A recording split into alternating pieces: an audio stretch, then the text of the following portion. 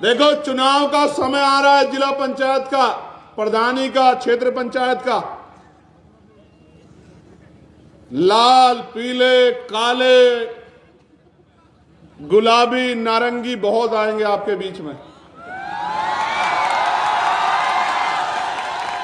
लेकिन जब आपकी आंख में आंसू आएगा तो ये नीले झंडे वाला आएगा। आएगा नहीं आएगा? नहीं कि किसी के खेत में मेरी मां बहनों को जाने की जरूरत नहीं पड़ेगी। राजकाज आएगा तो इस सारी सरकारी जमीन का बंटवारा करके गरीबों में बांटने का काम करेंगे हम लोग, याद रखें। हमने फिर तय कर लिया है कि मौत कल की आती आज आ जाए, हम अपने लोगों को अधिकारों के बिना रहने नहीं देंगे। मेरी बात को आप याद रखना। जयप्रकाश पाल जी की बलिया में हत्या कर दी गई तो उनको न्याय दिलाने के लिए हम लोगों ने सरकार से जवाब मांगने का, संघर्ष करने का काम किया। चमचागिरी का तेल लगा रहेगा बहुजनों की लाठी पर, तब तक 10% हावी रहेगा 90% की छाती पर। मेरी बात को आप याद रखें।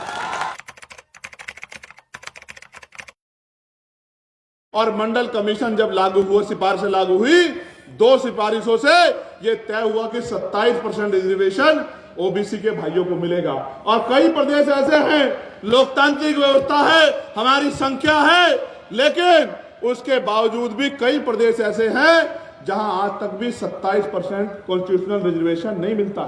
मध्य प्रदेश में अभी भी 27% मिल जाए, इसकी लड़ाई लड़ रहे हैं। लेकिन असल तो होना चाहिए था कि पिछड़े वर्ग के लोगों को, 52% आबादी को 52% हिस्सेदारी मिलनी चाहिए थी। असल तो यह होना चाहिए था, मगर यह नहीं हुआ।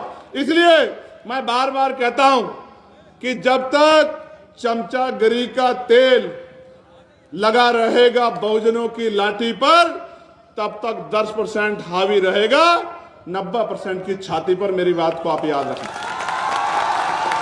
ये चमचागिरी का तेल जब तक नहीं उतारोगे, जब आपका मंडल कमीशन का आंदोलन चला, जिसकी 2 सिफारिशें लागू हुई, तब इस देश में धार्मिक यात्रा निकाल के कमंडल की आपके पूरे आंदोलन को कुचलने का काम इस देश में जो लोग राजकाज में बैठे उन लोगों ने किया, और आप लोग आपस में लड़ते रहे। इस वजह से आज भी आपके घरों के ऊपर पलस्तर नहीं हुआ है, जबकि यहां दूसरी तरफ इसी प्रदेश में ऐसे भी लोग हैं जिनके पास 5-5 हजार बीघे जमीनें हैं, जिनके घर 20-20 बीघे में को है, और मेरे दलित, पिछड़े, कमजोर किसान, मुसलमान वर्ग के पास, इनके पास रहने के लिए 20 गज जमीन भी नहीं है। ये इस देश में, प्रदेश में हो। प्यारे साथियों, मैं आपको बहुत जिम्मेदारी से कह रहा हूं, मैं तो आपके साथ हर जगह खड़ा रहता हूं। कोई ऐसी जगह नहीं जहां मैं नहीं खड़ा हुआ।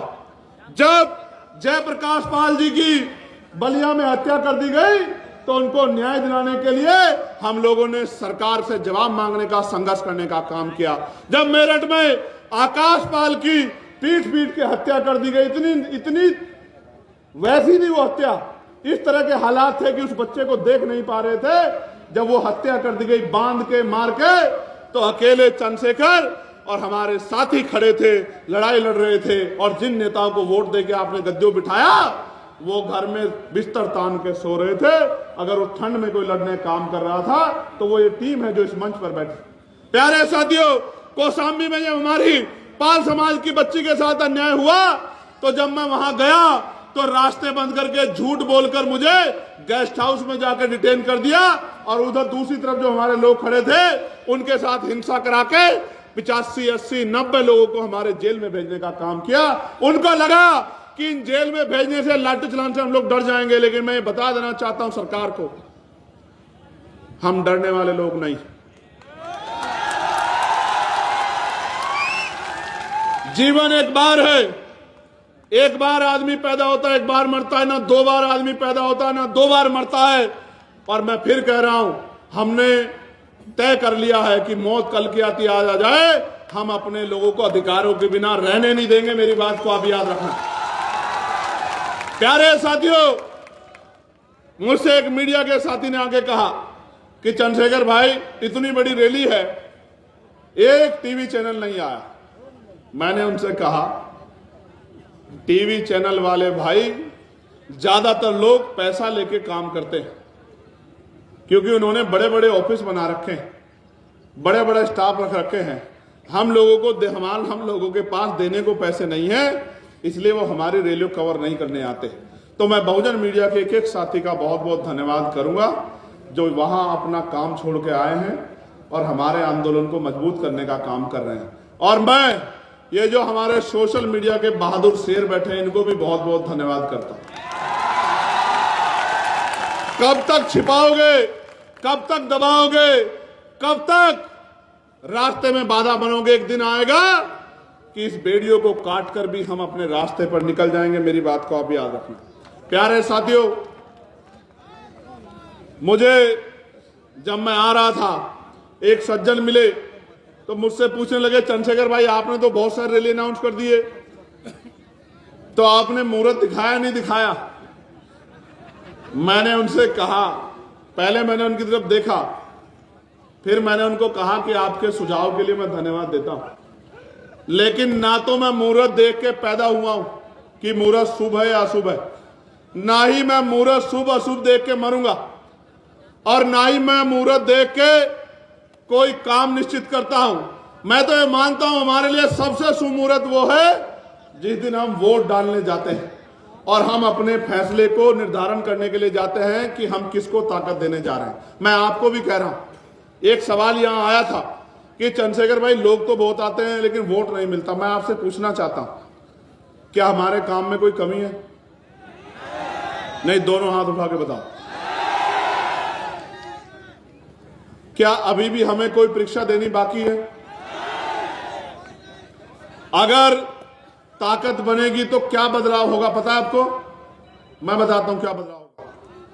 ताकत बनेगी तो 69,000 शिक्षक भर्ती में जो घोटाला हुआ है वो घोटाला किसी भी कीमत पे नहीं होगा। मेरी बात को आप याद रखें। ताकत बनेगी तो जो लेखपाल भर्ती में 700 से ज्यादा सीटों का घोटाला करने का काम सरकार ने किया है, वो घोटाला करने की हिम्मत सरकार नहीं जुटा पाएगी। ताकत बनेगी तो पढ़ा लिखा नौजवान बेरोजगार नहीं घूमेगा। ताकत बनेगी तो महिलाओं को घर पे रोजगार मिलेगा। ताकत बनेगी तो बहनों के लिए अच्छे कॉलेज, अच्छे डिग्री कॉलेज, अच्छे स्कूल बनेंगे। ताकत बनेगी तो अच्छे हॉस्पिटल बनेंगे। ताकत बनेगी तो अच्छे स्पोर्ट कॉलेज बनेंगे। ताकत बनेगी तो उद्योग धंधे लगेंगे। ताकत बनेगी तो लोन मिलेगा। ताकत बनेगी तो बैकलॉग भरा जाएगा। ताकत मिलेगी तो निजी क्षेत्रों में आरक्षण की व्यवस्था लागू कराने का काम करेंगे हम लोग। मेरी बात को आप याद रखें। फिर कह रहा हूं, कान खोल के सुन लो, निजी क्षेत्रों में 98% प्राइवेट सेक्टर में आरक्षण व्यवस्था लागू कराने का हम लोग काम करेंगे। मेरी बात को याद कर रखना। और उसके बाद आप देखना क्या होगा। पाल, प्रजापति, कश्यप, मौर्य, सैन, कुशवाहा, बिंद, राजभर, केवट, मल्ला, विश्वकर्मा, यादव, जाटव, जाट, गुर्जर, तमाम लोधी, तमाम जो पिछड़े वर्ग की जातियां हैं, नुनिया, चौहान, राजभर, तमाम पिछड़े वर्ग के जो बच्चे हमारे, उन सबको नौकरी रोजगार करने का मौका मिलेगा। जब उनके जेब में पैसे आएंगे तभी वो अपनी माओ के आंसू पूछ पाएंगे। वरना इस देश में कब तक भूखे प्यासे रहकर आप लोग अन्याय अत्याचार सहते रहोगे? प्यारे भाइयों, आपने भाईचारा सम्मेलन रखा है। भाईचारा सम्मेलन तो सफल बना दिया है। भाईचारा बनाओगे नहीं बनाओगे? बताओ, जोर से बताओ, बनाओगे नहीं बनाओगे? भाईचारा बनेगा तो क्या होगा पता है? भाईचारा बनेगा तो राज आएगा, और राज आएगा तो स्वाभिमान सम्मान का जीवन लेके आएगा। मेरी बात को आप याद रखना। मैं तो एक गरीब परिवार में जन्मा। मेरी मां दूसरों के खेत से घास लेके आती थी। मैं स्कूल से आता था, उस घास की गठरी को पकड़ के लेके आता था कि अपनी मां का बोझ थोड़ा सा कम कर सकूं। और मेरी मां इसलिए घास लेके आती थी कि दूध बेच के वो कुछ पैसे जुटा सके और हमारी जरूरतें पूरी कर सके। आज भी हमारी माएं बहनें बहुत बड़े पैमाने पे खेत ना होते भी खेतों में जाके घास लाके दूध बेच के अपने घर को चलाने का काम करती। मैं ऐसी मातृशक्ति को जय भीम करता हूं। मैं उस मातृशक्ति की हिम्मत को दाद देता हूं, लेकिन मैं अपनी माँ बहनों से कहना चाहता हूं वो दिन दूर नहीं कि किसी के खेत में मेरी माँ बहनों को जाने की जरूरत नहीं पड़ेगी। राजकाज आएगा तो इस सारी सरकारी जमीन का बंटवारा करके गरीबों में बांटने का काम करेंगे हम लोग, याद रखना। मैं फिर कह रहा हूं, भले ही आपके पास नहीं आता हूं, भले ही आपके घरों तक नहीं पहुंचता हूं, भले ही आपसे हाथ नहीं मिला पाता हूं, लेकिन वचन देके कहता हूं, अगर आंदोलन आगे बढ़ता रहा और आपने सहयोग आशीर्वाद वोट के रूप में दिया तो वो दिन दूर नहीं कि हर घर में चंद्रशेखर काम के रूप में आएगा, आजाद समाज पार्टी काम के रूप में आएगी।